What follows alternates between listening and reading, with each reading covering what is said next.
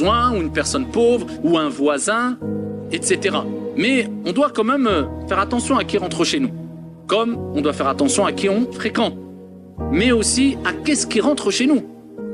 Parce que cela va avoir un impact positif ou négatif. Et aujourd'hui, à l'ère des réseaux, eh bien, comme on disait précédemment en guise d'introduction, il faut faire attention parce que c'est une fitna. Et si on s'est préservé de la fitna à l'extérieur, eh bien, c'est pas pour laisser la fitna rentrer à l'intérieur. Et le prophète, alayhi salatu wassalam, il nous dit dans un hadith rapporté par Al-Bukhari, puis, et il parle des signes de la fin des temps, puis il y aura une fitna qui ne laissera pas une seule maison des Arabes sans y rentrer. Il s'adressait aux Arabes, donc c'est pour cela qu'il dit une maison des Arabes, mais on peut dire de manière générale, aucune maison sans y rentrer. Beaucoup de savants ont dit c'est les réseaux, puisqu'il y a du bien et du mal, mais on sait que souvent il y a beaucoup plus de mal, et le mal qui s'y trouve est catastrophique et destructeur, on le sait. Une époque, comme on ne cessera de le répéter, nous on rêvait de rester dehors pour jouer au foot, on voulait pas rester à la maison. Aujourd'hui il y a des parents qui n'en peuvent plus, leurs enfants ne veulent plus sortir de la maison, c'est pas de la maison, c'est de leur chambre. Pourquoi? Parce qu'ils sont connectés avec les réseaux. Et ça rend fou.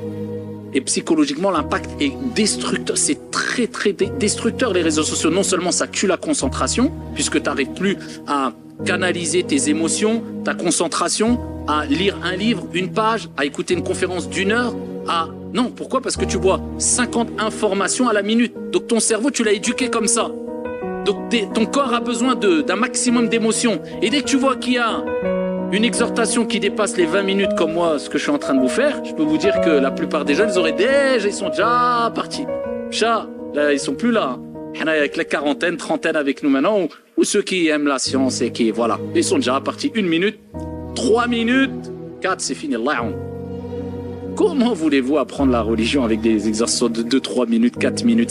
C'est des rappels, c'est profitable. Même 30 secondes, c'est profitable. Mais croire que tu vas apprendre avec des 3-4 minutes, mais dans tes rêves les plus profonds. Ça n'existe pas, ça n'a jamais existé. Pour apprendre le Coran, mon frère, il faut que tu prennes un mur et ça t'éduque, et même ton œuf, tu l'écrases, et tu vas polémiquer moins, et perdre moins de ton temps à jouer les professionnels en géopolitique, ou alors les savants, quand tu vas être devant le mur blanc avec ton mushaf, et que tu vas comprendre qu'il faut répéter 300 fois ou 200 fois la page pour la retenir, et quand tu l'as retenue, tu dis Bismillah, il me reste encore 600 pages.